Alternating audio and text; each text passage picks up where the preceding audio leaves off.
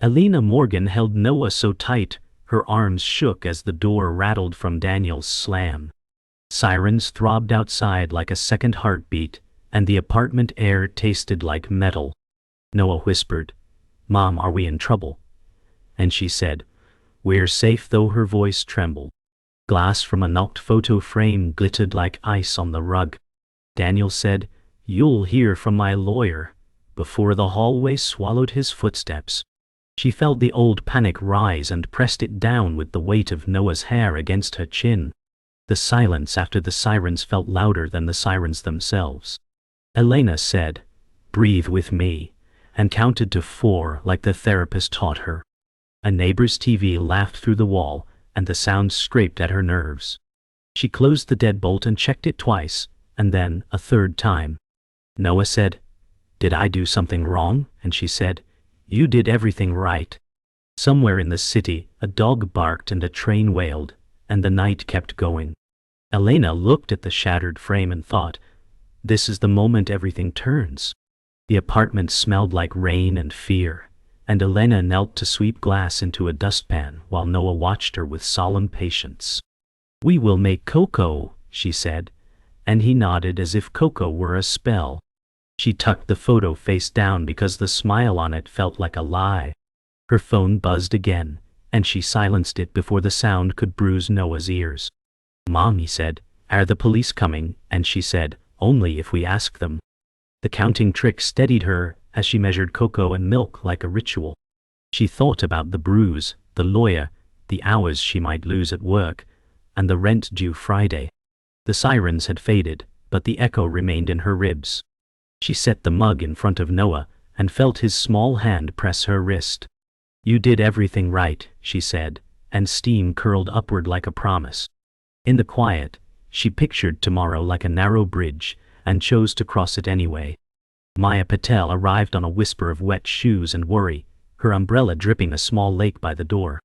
Elena said, "He threatened court," and Maya said, "Then we build a case." Noah leaned into Maya's side like he always had, trusting her steadiness. The three of them shared a silence, heavy with what they could not fix tonight. Elena opened the freezer and pulled out the emergency burritos, a small, stubborn act of care. "You will need documentation," Maya said, "and a lawyer who can move fast." Elena stared at the microwave clock and watched the numbers change like a metronome. "I can help with Noah tomorrow," Maya said. "I can call in a favor." Elena wanted to protest, then realized that refusing help was a luxury she no longer owned. "Thank you," she said, tasting the shape of hope, fragile but present. The microwave beeped, and the sound felt almost celebratory in a room that had seen too many alarms. The knock made Elena's stomach clench, but the badge softened the edges of fear.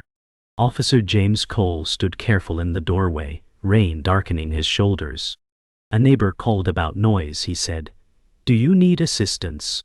Elena measured the word assistance and said, "Please log an incident." Cole's pen moved with a patient rhythm as he asked for names and times. Noah watched from behind Maya's hip, thumb at his lip, solemn as a judge. "Any injuries?" Cole asked, and Elena felt heat at the bruise she had covered. "No medical tonight," she said, steady but thin. Cole nodded and left a card that felt both heavy and light in her palm. "Call if he returns," he said, and the hallway swallowed him like it had Daniel. Elena closed the door and set the card on the fridge with a magnet shaped like a star. When the apartment settled back into itself, Elena tucked Noah into bed and traced a circle on his forehead like she had when fevers came. "We are safe," she said. And he said, "You promise?" And she said, "I promise." The word felt heavy and right. She sat on the floor beside the bed and listened to his breath smooth into sleep. The city outside whispered wheels and rain as if nothing inside these walls had happened. She slipped the officer's card into the top drawer and placed the broken frame's photo beneath it face down. "Tomorrow we find a lawyer," she said to the dark. "Tomorrow we fight." She let the tears come only when Noah began to snore. The clock ticked like soft footsteps toward morning. Unevenings. Elena rested her head against the mattress and finally believed herself. The hospital smelled of disinfectant and weariness. As Elena scanned the duty board, her supervisor's eyes slid past hers, pausing at the posted schedule with red pen marks. Too many absences, he said. Your shifts might be cut. She bit her tongue before anger spilled. Her mind sprinted through numbers: rent, food, attorney, retainer. The clock ticked louder than the IV machines. She said, I can cover doubles, but his silence warned her that stability was slipping. Her badge hung heavy, the laminated proof of work and survival. Noah's sneakers needed replacing, and she had no cushion left to fall on. The buzz of overhead lights pressed against her skull like static. She told herself, hold ground, but the ground felt thinner with every word left unsaid. He tapped his clipboard and said, well, see? She turned away, and the hallway stretched like a tunnel lined with uncertainty. The phone buzzed on the bus ride home, Daniel's lawyer's voice sharp and rehearsed. Mr. Reed will be seeking full custody, he said. Your history of panic spells will be documented. Elena's chest locked, the city blurring past the glass. He is weaponizing my therapy, she thought, tasting copper. Noah leaned against her arm, headphones too loud with cartoon theme songs. She whispered, we are fine, but her hands shook. The lawyer's tone was smooth, like someone closing a lid. Respond quickly, he said, or we file next week. Her reflection in the window looked older than she remembered, lines deepened by nights like these. Noah hummed, unaware, and she felt a wave of guilt for wanting to cry.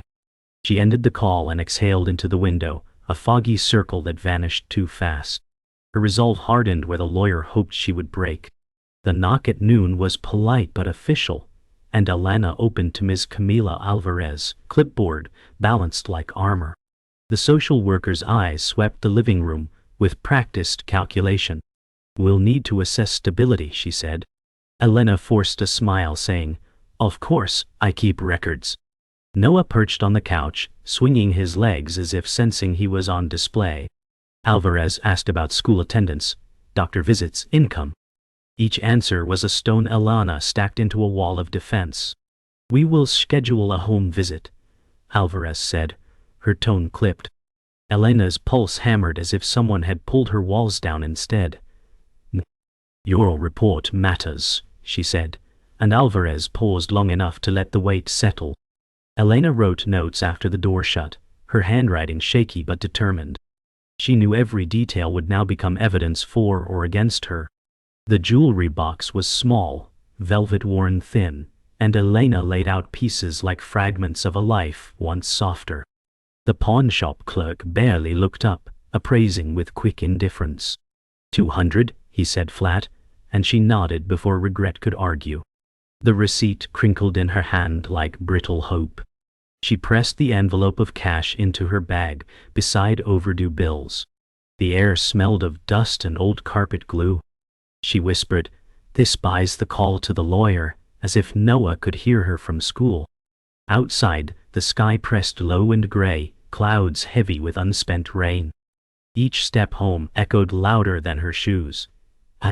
She hated that selling beauty felt like surrender, but reminded herself it was survival. At the corner, she lifted her chin, vowing this sacrifice would build their defense, not break her. The voicemail replayed twice, Daniel's voice colder each time. Tell the court about your panic attacks, he sneered. Tell them about the nights you couldn't breathe. Elena gripped the counter, her knuckles white. Noah colored at the table, crayons spread like small shields. He wants to twist what I healed from, she thought, bile rising. She pressed delete, and the silence after was worse. Her phone buzzed again, another unknown number. She turned it face down. The hum of the fridge filled the room, steady but mocking.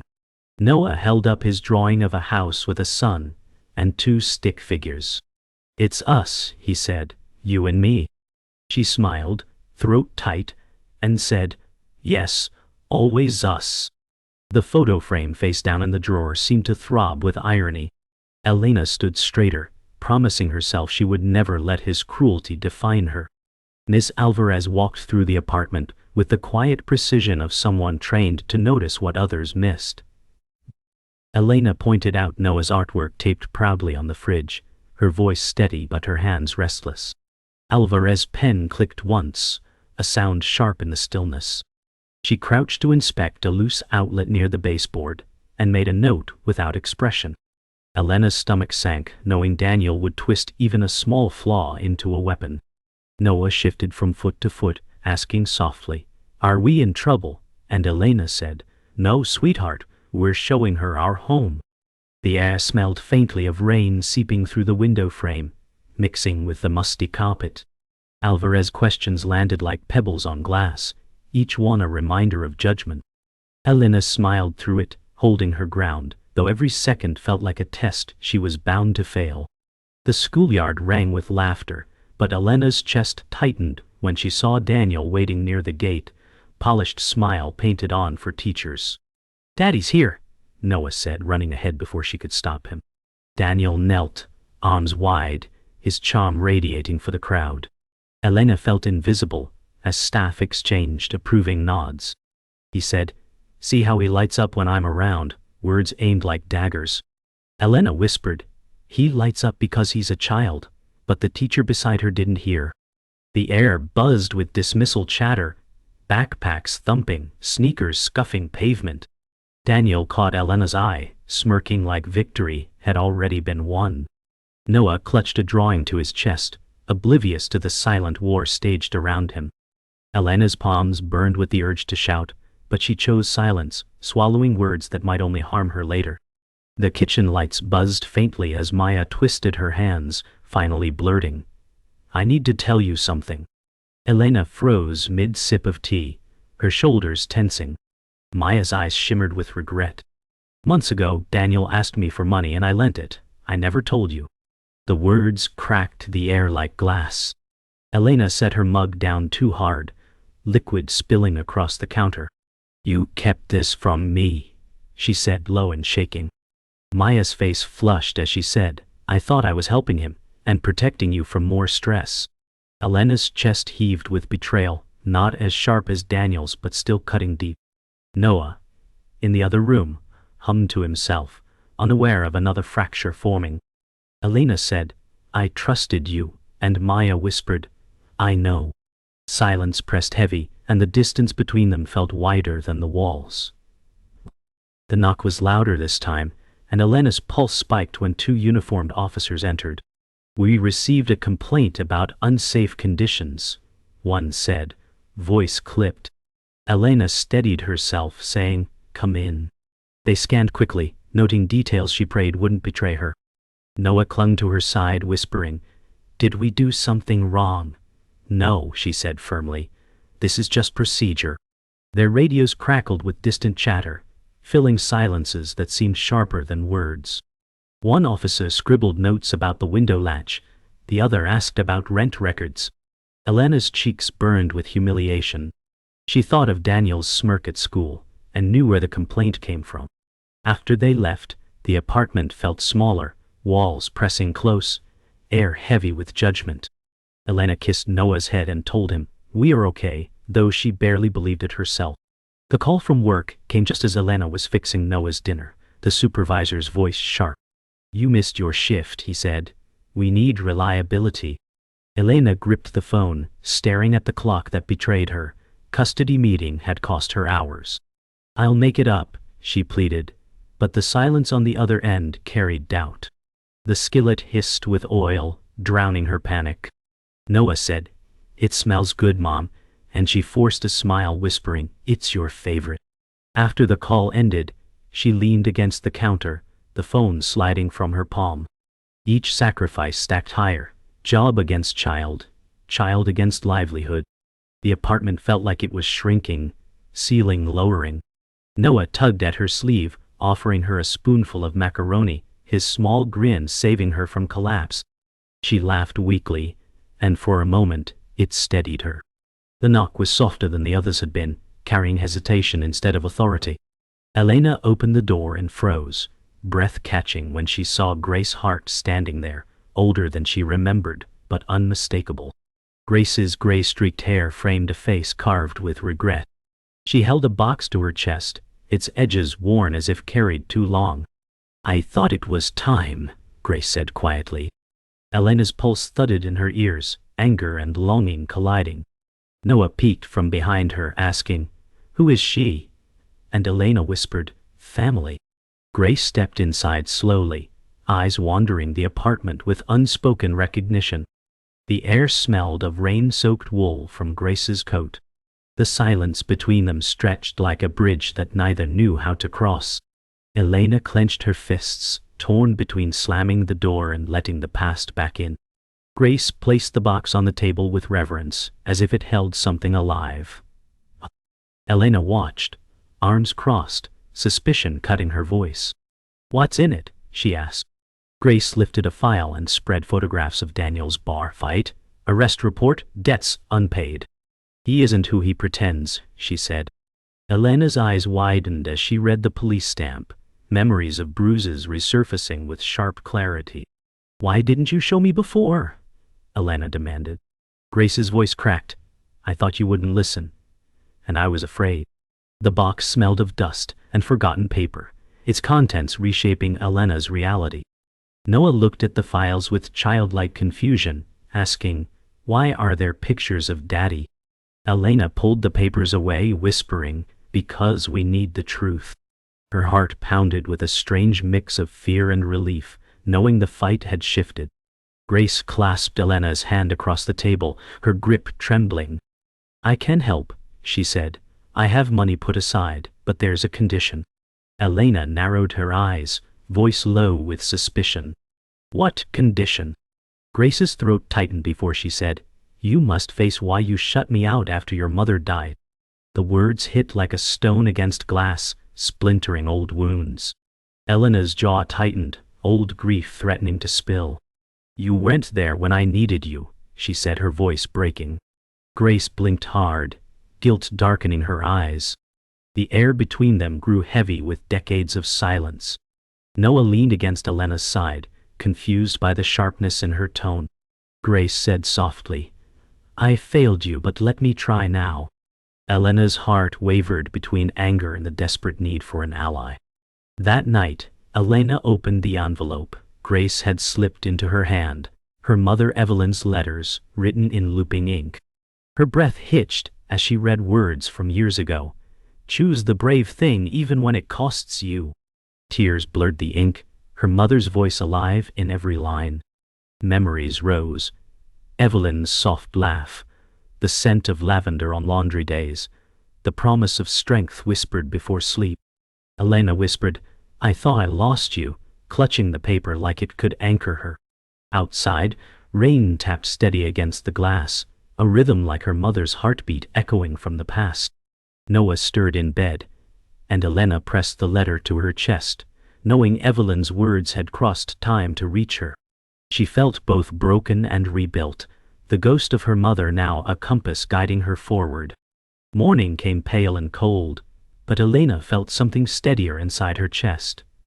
She met Grace's eyes over coffee, saying, "If we do this, it's on my terms." Grace nodded, relief softening her lined face. Maya arrived, awkward with guilt, but Elena's voice held steel as she said, "I need boundaries, and I need honesty." Maya swallowed hard, nodding. Noah crawled into Elena's lap, clutching his cereal bowl, grounding the moment in simple innocence. Elena kissed his hair, whispering, "We're building a shield around you." Grace opened her wallet, sliding an envelope of bills across the table, not as a bribe, but as a truce. Elena took it with gratitude muted by caution. The air smelled of fresh coffee and rain-damp coats, ordinary yet charged with promise. For the first time, Elena felt she was no longer standing alone. Attorney Brooke Chen spread documents across the polished desk like a battle plan.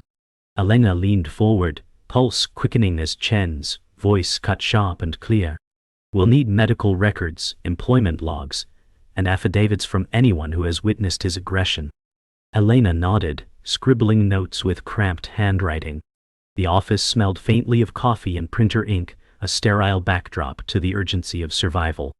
Brooke tapped a stack of financial ledgers, saying, "These debts prove instability, file them." Elena thought of Grace's box, of Evelyn's letters urging bravery. Noah's face flickered in her mind, and the strength inside her hardened like steel. "I'll get what you need," she said, her voice steady for the first time in days. Brooke's eyes softened, the faintest hint of respect glimmering. For a moment, Elena felt less like a victim and more like a soldier sharpening her sword. The hum of the streetlights followed Elena and Noah home, their bags heavy with papers. Lucas Bennett leaned on his truck, EMT uniform still dusty from shift, his smile gentle. "Need a ride?" he asked, voice calm like cool water. Elena hesitated, pride and exhaustion wrestling. Noah waved eagerly, saying, "Lucas can come with us." Elena sighed, "Just this once." Inside the truck, the heater hummed and country music played softly. Lucas glanced at Elena saying, "You don't always have to carry this alone." Her throat tightened, words stuck between resistance and yearning. She looked at his steady hands on the wheel, the way the dashboard light softened his face. "Maybe I don't," she whispered, almost too quiet to hear. For the first time in weeks, the silence between heartbeats felt less like fear and more like possibility. The notification hit like a blade, social media posts filled with Daniel's lies. He had uploaded photos of Elena's apartment mid-inspection, captions dripping with accusation. Neglect, unfit, the words burned her eyes. She slammed the laptop shut, breath ragged. Maya burst through the door, phone in hand, saying, "He's weaponizing perception. Don't look." Elena's pulse raced as comments poured in, strangers judging a life they didn't know. Noah peeked from his room, asking, "Why are people mean?" Elena's heart broke, whispering, "Because they don't see the truth." The room buzzed with humiliation and rage, her sanctuary invaded by pixels and lies. She pressed her palms to the counter, grounding herself in the cold laminate. "We'll counter with evidence," Maya said, determined. Elena nodded, but inside she felt the bruise of Daniel's cruelty deepen like a wound that refused to heal. The call from the hospital pulled Elena into another impossible choice. A colleague said, "We need you to cover," but Noah's therapist appointment overlapped. Elena's stomach twisted, the clock ticking mercilessly. She glanced at Noah coloring at the table, his small voice asking, "Are you coming with me today?" The weight of sacrifice bent her spine. "Yes," she said, steady but breaking inside. She called the hospital back, whispering, "I can't come." Silence on the other end sealed her fate. The rent and bills pressed like chains, but Noah's well-being demanded more than money. As they left for the appointment, the cold air bit her cheeks, but her steps felt defiant. Holding Noah's hand, she knew she had chosen right, even as the cost carved another crack in her foundation. The war demanded sacrifices, but she refused to sacrifice him. Rain lashed the windows, as if the night itself was furious. Elena sat on the floor, knees pulled to chest, tears slipping silently. The storm outside echoed the storm inside. Noah slept in the next room, unaware. A single lamp flickered, shadows bending across the walls. She whispered, "I can't break, not now," pressing her palms into the carpet until her fingers ached. The phone buzzed again, Daniel's name flashing, but she ignored it, choosing silence. She inhaled deep, wiped her face, and stood. In the mirror above the sink, her reflection looked older, but her eyes burned with fierce light. "Tomorrow we fight harder," she told herself, voice low but steady. The storm outside raged, but inside, she pieced herself back together. Alone but unbroken, Elena made her vow to endure, no matter how many nights tried to shatter her. The courtroom smelled of polished wood and old air, silence pressing heavy as Judge Ruth Harris entered. Elena sat stiff, her palms sweating against the table. Daniel leaned back in his chair, smug in a pressed suit. His attorney rose first, voice sharp as glass. "We question Ms. Morgan's ability to provide stability." Elena's stomach twisted, but she kept her eyes steady on the judge. Noah sat outside with Maya, shielded from the storm inside. Carney Brooke Chen touched Elena's wrist, whispering, "Stay calm. The facts are on our side." The gavel echoed once, declaring the war had begun. Elena inhaled slowly, reminding herself every breath was for Noah. The hum of fluorescent lights vibrated above like a warning. Across the aisle, Daniel's smirk widened, as if victory was already his. Elena clenched her fists under the table, silently vowing he was wrong. Miss Alvarez adjusted her glasses, sworn in under the court's quiet weight. Her voice was even, neither friend nor enemy. "The child shows strong attachment to his mother," she said, "but concerns remain regarding stability." Daniel's lawyer leaned forward, pouncing. "So you cannot confirm she provides an adequate home?" Alvarez paused, measuring words. "The boy feels safe with her," she said, "and safety is the core of my evaluation." Elena exhaled, relief mixing with dread, support, but not without shadows. Daniel's smirk faltered for the first time. Elena watched every syllable like lifelines tossed into deep water. Judge Harris scribbled notes, face unreadable. Alvarez folded her hands neatly, as if placing the decision's weight into the judge's lap. The courtroom hummed with shifting tension, both sides waiting to weaponize her neutrality. Elena sat straighter, ready to hold the line.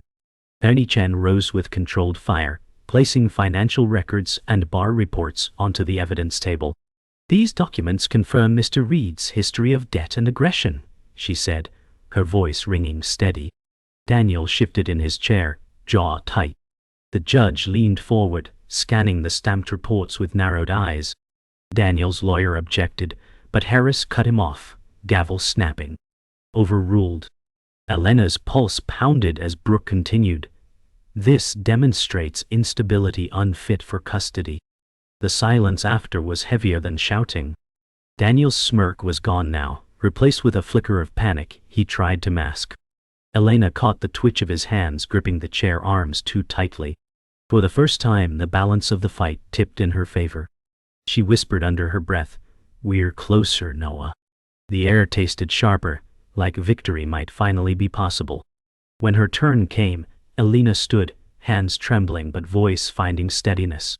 "I've struggled with panic attacks," she admitted, eyes fixed on Judge Harris. "But I sought treatment. I built systems. I fought to be strong for my son." Daniel's attorney smirked, ready to twist it, but Elena pushed forward. "My weakness never broke my love for him. Every choice I made was for his safety." Her words cracked at the edges, but carried iron beneath. Brooke nodded, silently urging her to continue. Elena's heart raced, but she pressed on. "I am not perfect, but I am present, and I am strong enough." The room fell still, the kind of silence that listened. Judge Harris' pen hovered midair, frozen by honesty that cut through rehearsed arguments. Elena sat down, breath shaking, knowing she had shown her truest self. Judge Harris cleared her throat, eyes sharp as she fixed Daniel with unflinching gaze.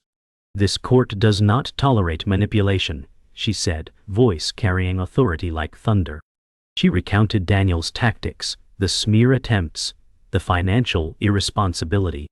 Elena's breath caught as Harris added, "Primary custody is leaning toward Ms. Morgan, pending final order."